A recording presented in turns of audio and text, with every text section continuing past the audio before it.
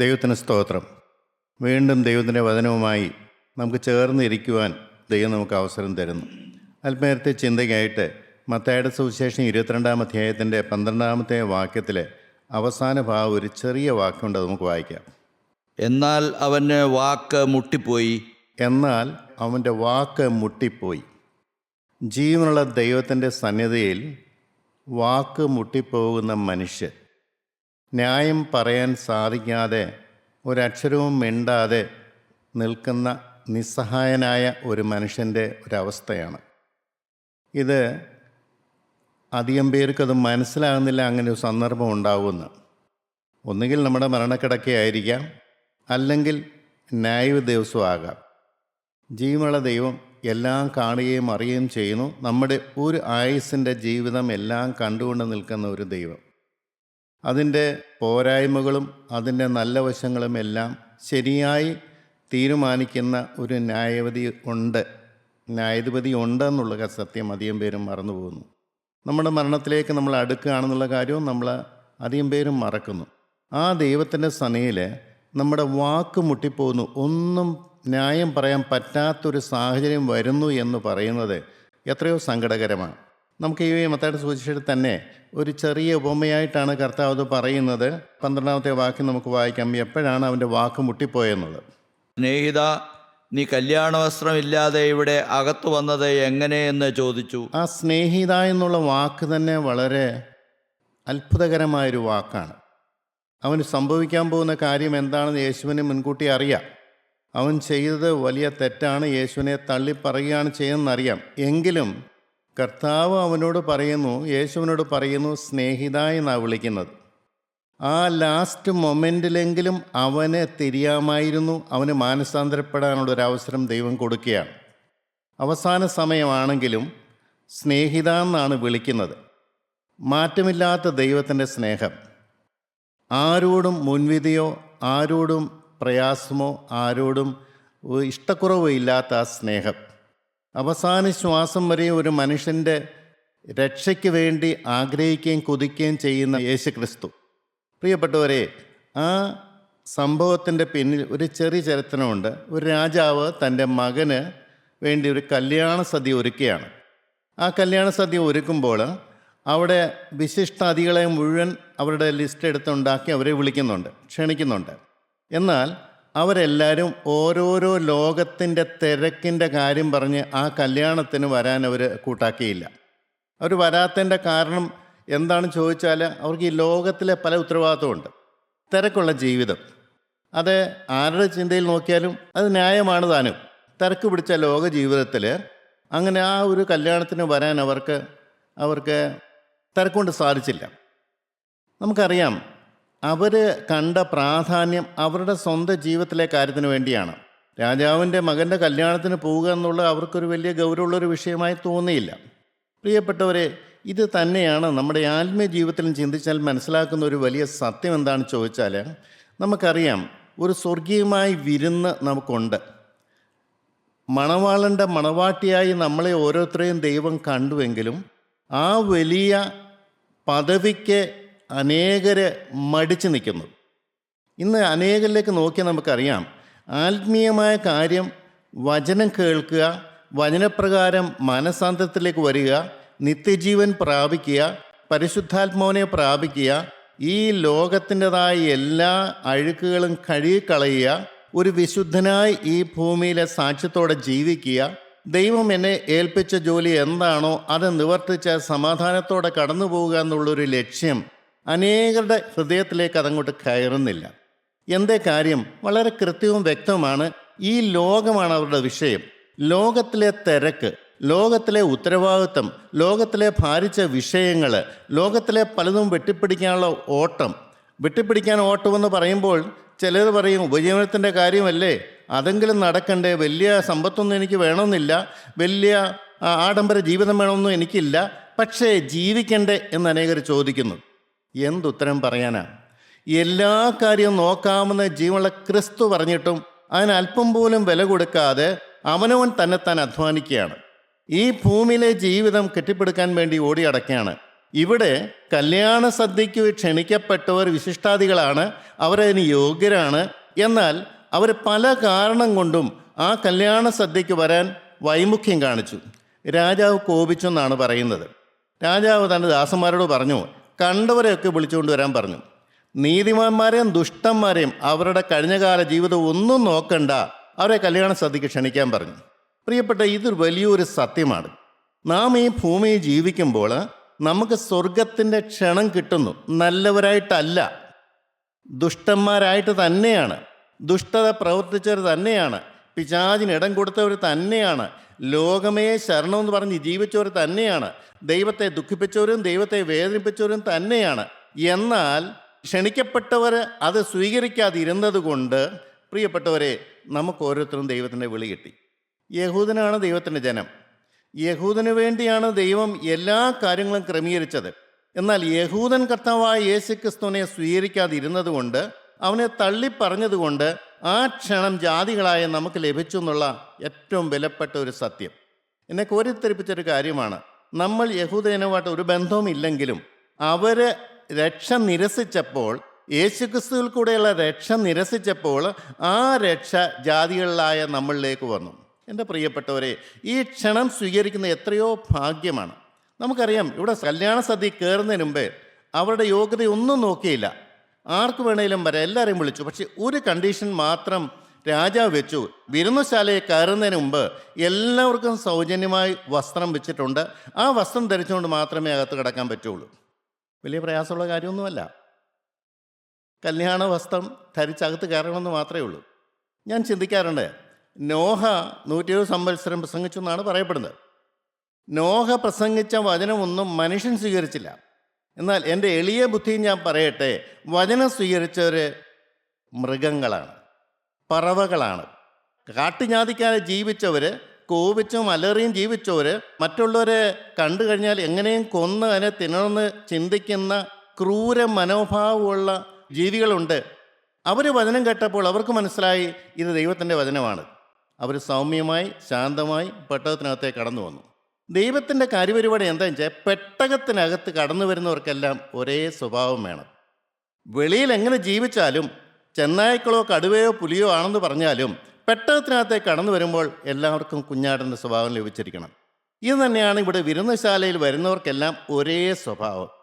എന്നെ ഏറെ ചിന്തിപ്പിച്ചൊരു കാര്യം, പ്രിയപ്പെട്ടവരെ, നമ്മളുടെ ഈ ഭൂമിയിലെ ജീവിതം എന്തുവായിക്കോട്ടെ, പാരമ്പര്യം എന്തുവായിക്കോട്ടെ, പക്ഷെ കർത്താവ് ആഗ്രഹിക്കുന്നൊരു കാര്യമുണ്ട്. സ്വർഗരാജ്യത്തിൽ ചെല്ലുമ്പോൾ നമുക്കെല്ലാവർക്കും ഒരേ സ്വഭാവം വേണം. എന്താണ്? വിശുദ്ധന്മാർ. ഈ ഭൂമിയിലെ കറകളോ കളങ്കങ്ങളോ പൈശാചികമായ യാതൊരു സ്വഭാവവും നമ്മുടെ ഉള്ളിൽ കാണാൻ പാടില്ല. അത് ദൈവത്തിൻ്റെ വലിയ കാര്യപരിപാടി തന്നെയാണ്. ദൈവത്തിൻ്റെ ഇഷ്ടമോ നിങ്ങളുടെ ശുദ്ധീകരണം തന്നെ. ഞാൻ വിശുദ്ധനായിരിക്കാൻ നിങ്ങളും വിശുദ്ധരായിരിക്കണം. ദൈവം ഇരിക്കുന്ന അതേ സ്ഥാനത്ത് നമ്മളെയും ഇരുത്തണമെങ്കിൽ, മാലാഖമാരുടെ സദസ്സിൽ നമുക്ക് സ്ഥാനമാനങ്ങൾ കിട്ടണമെങ്കിൽ, പുത്രന് ലഭിച്ച അതേ പദവി നമുക്കും കിട്ടണമെങ്കിൽ, നാം ഈ ഭൂമിയിൽ വെച്ച് ശുദ്ധീകരണം പ്രാപിച്ചേ പറ്റുള്ളൂ. അതിനുള്ള എല്ലാ പ്രൊവിഷനും ദൈവം നമുക്ക് തന്നിട്ടുണ്ട്. പുത്രൻ്റെ ക്രൂശിൽ കൂടെയുള്ള രക്ഷ, രക്തത്തിൽ കൂടെയുള്ള കഴുകൽ, പരിശുദ്ധാത്മാവിനുള്ള ശുദ്ധീകരണം എല്ലാം നമുക്കിവിടെ തന്നിട്ടുണ്ട്. ഏത് മനുഷ്യനും വിശുദ്ധനായി തീരാം. അവന് വിശ്വാസമുണ്ടെങ്കിൽ, അവന് മനസ്സുണ്ടെങ്കിൽ, കേട്ട വചനം സത്യമാണെന്നുണ്ടെങ്കിൽ, വരാൻ പോകുന്ന വലിയൊരു സംഭവം മുന്നിൽ കണ്ടുകൊണ്ട് അതിനുവേണ്ടി ഒരുങ്ങുന്നവനാണ് വാസ്തവത്തിൽ ബുദ്ധിമാൻ എന്ന് പറയുന്നത്. പ്രിയപ്പെട്ടവരെ, ഇവിടെ സംഭവിച്ച കാര്യം എന്താണെന്ന് ചോദിച്ചാൽ, ഈ എല്ലാവരും അകത്ത് കയറി രാജാവ് വിളിച്ചവരെ, അതിഥികളെ നോക്കാൻ വന്നപ്പോൾ ഒരു മനുഷ്യന് കല്യാണ വസ്ത്രമില്ല. രാജാവിന് ഭയങ്കര അത്ഭുതമായിപ്പോയി.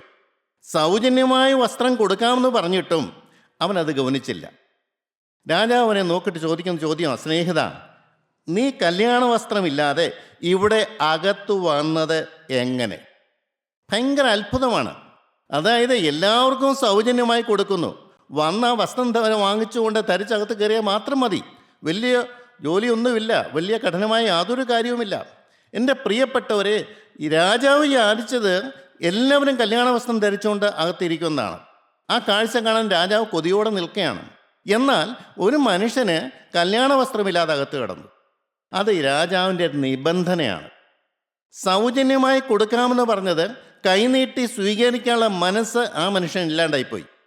എന്തുകൊണ്ടാണ് അവന് ആ കല്യാണ വസ്ത്രം ധരിക്കാമെന്ന് ചോദിച്ചാൽ, അവന് രാജാവിന് കീഴ്പ്പെടി നിൽക്കാനുള്ളൊരു മനസ്സില്ല, രാജാവിൻ്റെ കൽപ്പന അനുസരിക്കാനുള്ള മനസ്സില്ല. അവൻ അവൻ്റേതായ നീതീകരണം, ഒരുപക്ഷെ അവൻ നന്നായിട്ട് ജീവിച്ചതായിരിക്കാം, നീതിമാനായിരിക്കാം. അവന് കല്യാണ വസ്ത്രം ധരിക്കുന്നത് അവനൊരു മോശം പോലെ തോന്നി. ദൈവത്തിൻ്റെ നിബന്ധനകൾക്ക്, ദൈവത്തിൻ്റെ കൽപ്പനകൾക്ക് കീഴ്പ്പെട്ടും വിനയപ്പെട്ടും ജീവിക്കുന്ന ഒരു ഭോഷത്വമായിട്ട് അവന് തോന്നി. കൊരിന്ത്യലേഖനത്തിൽ വ്യക്തമായിട്ട് പറയുന്നു, ക്രൂശിൻ്റെ വചനം നശിച്ചു പോകുന്നവർക്ക് ഭോഷത്വമാണ്. അവർക്ക് ദൈവത്തിൻ്റെ ശക്തിയുള്ള വചനമാണെന്ന് അവർക്ക് മനസ്സിലാവുന്നില്ല. അവർ ഈ വചനം അനുസരിച്ചാൽ അവർക്ക് രൂപാന്തരം സംഭവിക്കുമെന്നും നിത്യജീവൻ ലഭിക്കുമെന്നുള്ള വലിയ സത്യം അവരങ്ങ് തലയ്ക്കകത്തോട്ട് അത് കയറുന്നില്ല. പ്രിയപ്പെട്ടവരെ, അതാണ് മനുഷ്യന് സൗജന്യമായ രക്ഷ കൊടുക്കാമെന്ന് ദൈവം പറഞ്ഞിട്ടും രക്ഷയുടെ വചനം കൊടുത്തിട്ടും മനുഷ്യൻ സ്വീകരിക്കുന്നില്ല. വലിയ കഷ്ടപ്പാടൊന്നും ചെയ്യേണ്ട കാര്യമില്ല, വലിയ ത്യാഗമൊന്നും സഹിക്കേണ്ട കാര്യമില്ല, എല്ലാം ദൈവം ചെയ്തോളും. പരിശുദ്ധാത്മാവിനെ ദൈവം നമുക്ക് തരുന്നത് വാസ്തവത്തിൽ നമുക്ക് അസാധ്യമായ കാര്യം സാധിപ്പിക്കാനാണ്. ഈ വചനം അനുസരിക്കുക വളരെ പ്രയാസമാണെന്ന് തോന്നാം, പക്ഷെ പരിശുദ്ധാത്മാവ് ഉള്ള മനുഷ്യർക്ക് ഇതെല്ലാം വളരെ ലളിതമാണ്, ആസ്വാദികരമാണ്. വചനം ഒരു ഭാരമല്ല, ഒരു ഭാരമുള്ള നുകമല്ല. പ്രിയപ്പെട്ടവരെ, വളരെ ലഘുവായ നുകം, മൃദുവായ നുകം, അത് സ്വീകരിക്കാനുള്ള മനസ്സ് ചിലക്കില്ലാണ്ടായി പോകുന്നു. പ്രിയപ്പെട്ടവരെ, സ്നേഹിത എന്ന് വിളിച്ചു, പക്ഷേ അടുത്ത സെൻറ്റൻസ് വായിക്കുമ്പോൾ അവനെ കൈയും കാലും കെട്ടി ഏറ്റവും പുറത്തുള്ള അന്ധകാരത്തിലേക്ക് തള്ളാനാണ് പറഞ്ഞിരിക്കുന്നത്. ഈ ചോദ്യത്തിന് മുമ്പിൽ അവൻ്റെ വാക്ക് മുട്ടിപ്പോയി. അവന് ഉത്തരം പറയാനൊന്നുമില്ല. എന്തുത്തരം പറയും? എന്ത് ന്യായം പറയും? ജീവനുള്ള ദൈവം ഹൃദയങ്ങളെ ആഴമായി പരിശോധിക്കുന്ന ദൈവം നോക്കുമ്പോൾ അവന് ഉത്തരം പറയാനൊന്നുമില്ല. അവൻ എന്തു പറയും? സൗജന്യമായി കിട്ടിയ കാര്യം, അവൻ്റെ പൂർവ്വകാലം ഒന്നും ചോദിക്കുന്നില്ല, കഴിഞ്ഞ കാലങ്ങളൊന്നും ചോദിക്കുന്നില്ല. അവനോട് പറഞ്ഞിരിക്കുന്ന ഒരേ ഒരു കാര്യം, കല്യാണ വസ്ത്രം ധരിച്ചുകൊണ്ട് അകത്ത് കിടക്കാനാണ് പറഞ്ഞിരിക്കുന്നത്. അതവൻ കേട്ടില്ല. പ്രിയപ്പെട്ടവരെ, നാം ചിന്തിക്കേണ്ട ഒരു കാര്യമുണ്ട്. നാം ഇതുപോലെ വാക്ക് മുട്ടിപ്പോകുന്ന ഒരു സന്ദർഭം ഉണ്ടെന്നുള്ള കാര്യം മറന്നു പോകരുത്. നമുക്കിഷ്ടം പോലെ ഇവിടെ ജീവിക്കാം, ആരെയും കുസാകാതെ ജീവിക്കാം.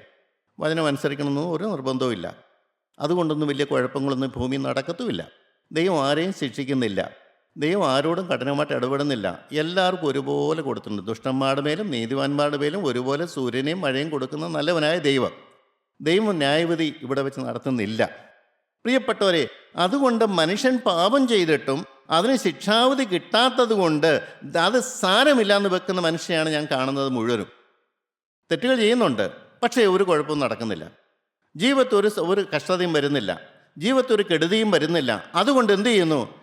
സാരമില്ലെന്ന് വെക്കുന്നു. എന്നാൽ എല്ലാം കാണുന്നൊരു ദൈവമുണ്ടെന്നുള്ള ബോധം മനുഷ്യൻ മറന്നു പോകുന്നുണ്ട്. ഈ മനുഷ്യൻ്റെ വാക്ക് മുട്ടിപ്പോയി, അവൻ ഉത്തരം പറയാൻ ഒന്നുമില്ല. പ്രിയപ്പെട്ടവർ, ഈ തന്നെ ഏറെ ചിന്തിപ്പിച്ചൊരു വിഷയമാണ്. മനുഷ്യൻ ദൈവത്തിൻ്റെ മുമ്പിൽ ന്യായം പറയാൻ നിൽക്കുന്ന ഒരു സമയം എത്ര സങ്കടകരമായ കാര്യമാണ്. പിന്നെ ഒരു ചാൻസ് ഇല്ല പ്രിയപ്പെട്ടവരെ, വ്യക്തമായിട്ട് മനസ്സിലാക്കണം, ഒരു ചാൻസ് ഇല്ല. വീണ്ടും നമുക്ക് തിരുത്താനുള്ള അവസരമില്ല. എനിക്കറിയാൻ പാടില്ല, മനസ്സിലായില്ല എന്ന് പറയാൻ പറ്റുകയില്ല. എല്ലാ മുഴങ്കാലം അവൻ്റെ മുമ്പിൽ മടങ്ങും. നീതിയോടെ വിധിക്കുന്ന ദൈവം. രണ്ടാമത് നമുക്ക് വേറൊരു കാര്യം കൂടെ നോക്കാം. വാക്ക് മുട്ടിപ്പോയ വേറൊരു അവസരം നോക്കാം. മത്തായി സുവിശേഷം 26:50.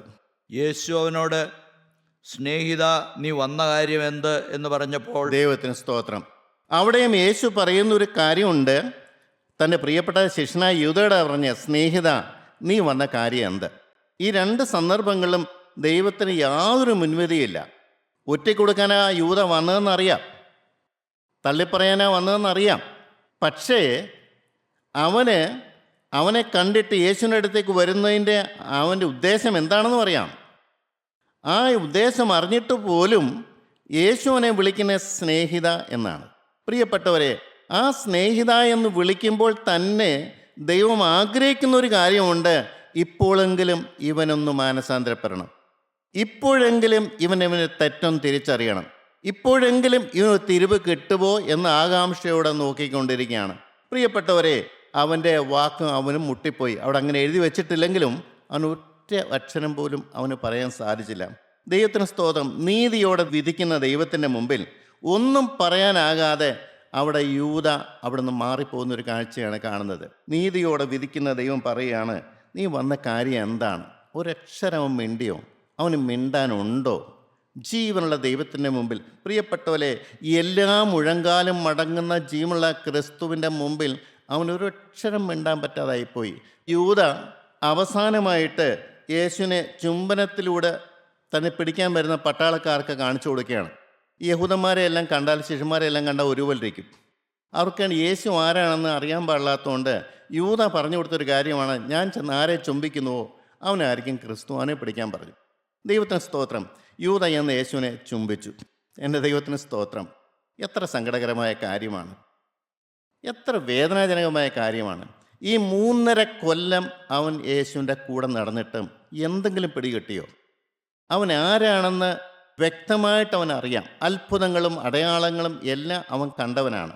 പത്രോസ് പറഞ്ഞൊരു വാക്കുണ്ട്, നീ ജീവനുള്ള ദൈവത്തിൻ്റെ പുത്രനായ ക്രിസ്തുവാണെന്ന് പറഞ്ഞ ആ ഒരു സന്ദർഭം യൂദയും കേട്ടതാണ്. അവൻ സ്വർഗത്തിൽ നിന്ന് ഇറങ്ങി വന്ന ജീവനുള്ള അപ്പമാണെന്ന് കേട്ടതാണ്. അനേകർക്ക് സൗഖ്യം കൊടുക്കുന്ന കണ്ടതാണ്. ഒരു സാധാരണ മനുഷ്യനല്ല, സാധാരണ തച്ചനല്ലെന്ന് അവൻ അറിഞ്ഞതാണ്. പിന്നെ എന്തുകൊണ്ടാണ് യൂദയ്ക്ക് മാറ്റം വരാതിരുന്നത്? എൻ്റെ പ്രിയപ്പെട്ടവർ, ഇതൊരു വലിയ സങ്കടകരമായ കാര്യമാണ്. എന്തെല്ലാം കണ്ടാലും എന്തെല്ലാം കേട്ടാലും ജീവിതത്തിൽ എന്തൊക്കെ അത്ഭുതകരമായ കാര്യങ്ങൾ നടന്നാലും മനുഷ്യൻ മാറണമെന്നില്ല. അതൊരു വലിയ സത്യമാണ്. അവന് ശിഷ്യനായി 3.5 കൊല്ലം നടക്കാം. കർത്താവ് ഒരിക്കലും അവനെ തടഞ്ഞില്ല, ഒരിക്കലും അവനെ കുറ്റം വിധിച്ചില്ല, അവനെ ശിഷ്യന്മാരുടെ മുമ്പിൽ അവനെ താഴ്ത്തി കെട്ടിയുമില്ല. അവൻ എത്രയും കാലം കൂടെ നടക്കുമ്പോൾ എന്തെങ്കിലും ഒരു വെളിച്ചം അവൻ്റെ അകത്തേക്ക് കയറുമെന്നാണ് വിചാരിച്ചത്. പക്ഷേ പ്രിയപ്പെട്ടവരെ, അത് നടന്നില്ല. അവൻ്റെ ഉള്ളത്തിലേക്ക് വെളിച്ചം കയറിയില്ല.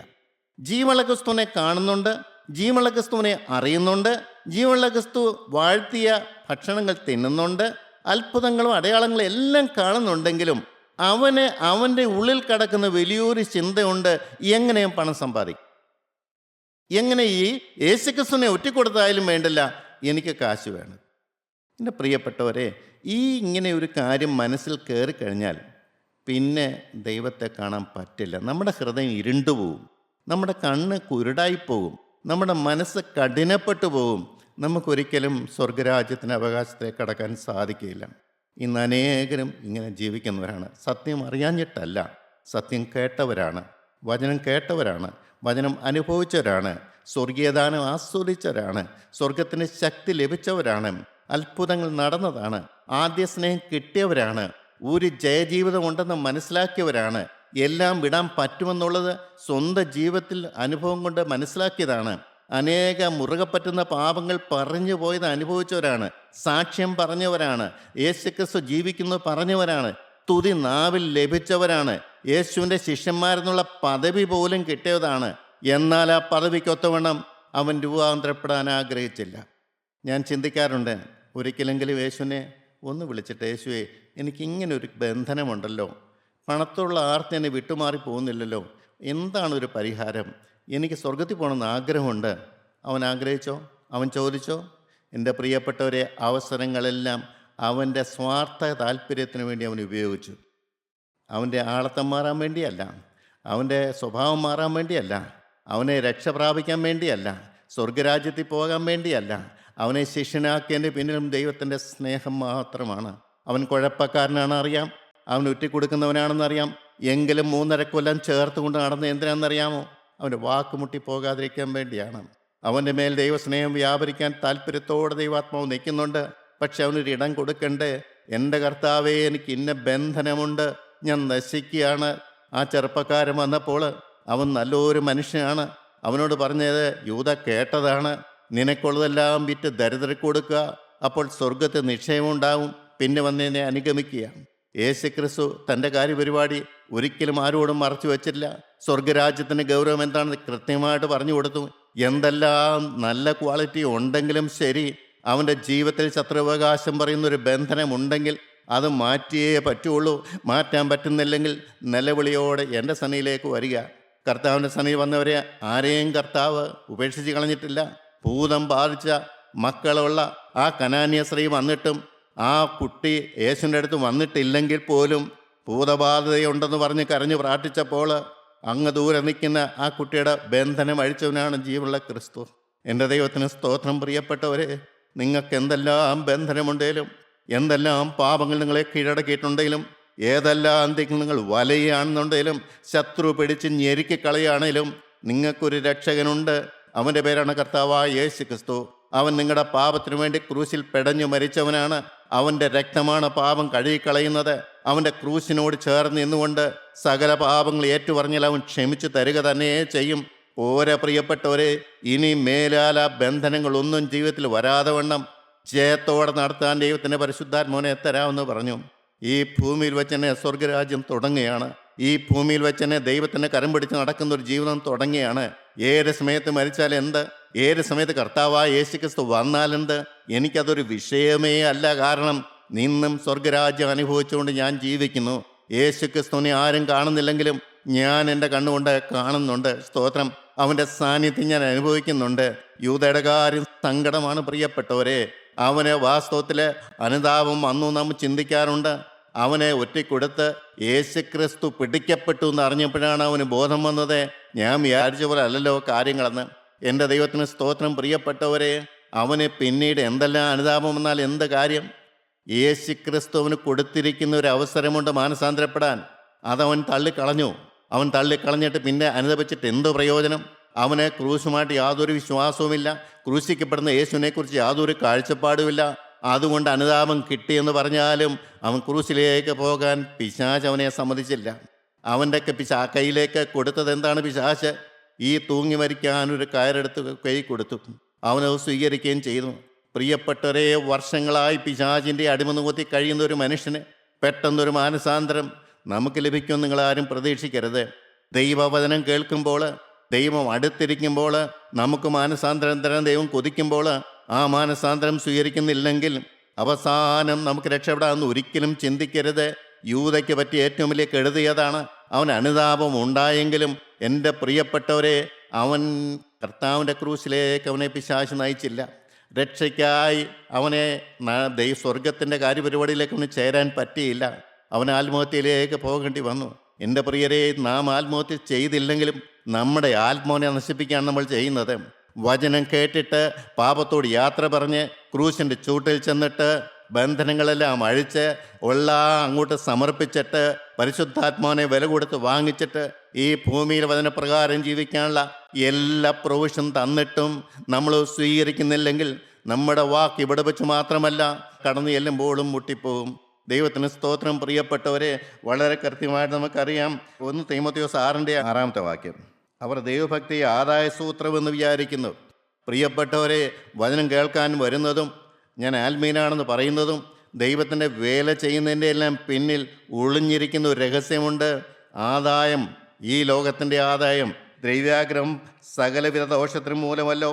അത് ചിലർ കാംക്ഷിച്ചിട്ട് വിശ്വാസം വിട്ടുഴന്ന് ബഹുദുഃഖങ്ങൾക്ക് അധീനരായിത്തീരുന്നു. ഭൂമിയിൽ വെച്ച് തന്നെ കൃത്യമായി നമുക്ക് മുന്നറിയിപ്പ് തരികയാണ്. ഈ ദ്രവ്യാഗ്രഹം സൂക്ഷിച്ചില്ലെങ്കിൽ അത് നമ്മളെ കീഴടക്കുക തന്നെ ചെയ്യും. സ്തോത്രം. ലോത്തിൻ്റെ അനുഭവം നമുക്കറിയാമല്ലോ. ലോത്ത് വിചാരിച്ചു സോദോമിൽ ആത്മീയനായി ജീവിക്കാൻ പറ്റുമെന്ന്. സാഹചര്യങ്ങൾ പോലും പ്രിയപ്പെട്ടവരെ നമുക്ക് അനുകൂലമാക്കി എടുത്തില്ലെങ്കിൽ നമ്മൾ ആ കെണിയിൽ വീണുപോകും. അതുകൊണ്ട് വ്യക്തമായി യൂദയ്ക്ക് പറ്റിയ അനുഭവം നമുക്ക് ആർക്കും ഉണ്ടാകാതിരിക്കാൻ ശ്രദ്ധിക്കുക. എവിടെങ്കിലും പാപത്തിൻ്റെ ലവലേശം ഉണ്ടെങ്കിൽ അപ്പോൾ തന്നെ ക്രൂശിൻ ചൂട്ടിലേക്ക് ചെന്നിട്ട് കർത്താവേ, ഈ ബന്ധനം എനിക്ക് അഴിച്ചു തരണം, ഈ ബന്ധനം മുറുകുന്നതിന് മുമ്പ് എനിക്ക് അഴിച്ചു തരണം, സകല രീതിയിൽ ഈ ബന്ധനം അഴിയണം. ചിന്തയിൽ പോലും എനിക്ക് ആ വികാരം വരാൻ പാടില്ല, ഈ ദ്രവ്യാഗ്രഹം വരാൻ പാടില്ല, പാപത്തിൻ്റെ ഒന്നും വരാൻ പാടില്ല. എൻ്റെ അടിമനസ്സിൽ പോലും ഉബോധ മനസ്സിൽ പോലും ഈ പാപത്തിൻ്റെ വേരുകൾ കടന്നു കഴിഞ്ഞാൽ അനുകൂല സാഹചര്യം വരുമ്പോൾ ഞാൻ തകർന്നു പോലോ കർത്താവേ.